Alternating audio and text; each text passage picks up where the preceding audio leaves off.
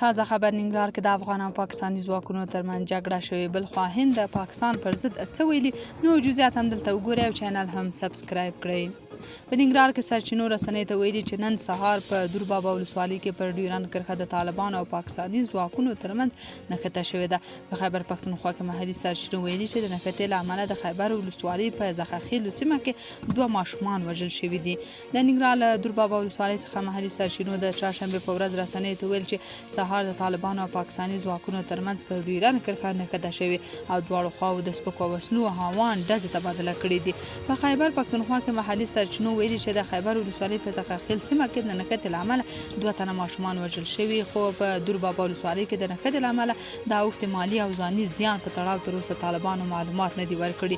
د نښتې رامنځته کېدو لامل تر اوسه نه دی په ډاګه شوی، خو له دې وړاندې د دواړو خواو ترمنځ په ډیورنډ کرښه د امنیتي پوستو د جوړولو له امله وخت ناوخته نښتې شوي دي. تر دې مهاله د یادې نښتې په اړه طالبانو او د پاکستان حکومت په رسمي ډول څه نه دي ویلي. بلخوا هندوستان ټایمز هندۍ ورځپاڼې د دغه هېواد د امنیتي چارواکو له قوله راپور ورکړی چې په پهلګام کې شوی خونړی بریچ له امله 6 سیلانیان وژل شوي دي. د پاکستان استخباراتي ادارې یعنې ISI او لښکر طیبه لخوا پلان شوي و. راپور زیاتوي دا برید د پاکستان د سیاسي او پوځي رهبرۍ په مستقیمې لارښوونې ترسره شوی او موخه د سیمې بې ثباته کول، د ویرې خپرول او د هند امنیتي وضعیت کمزوري کول و. پاکستان بیا تر اوسه د هندي چارواکو د دغو ادعاو په تړاو څه نه دي ویلي. تاسو په دې اړه څه نظر لرئ؟ کمنټ کې شریک او چینل هم سبسکرایب کړئ.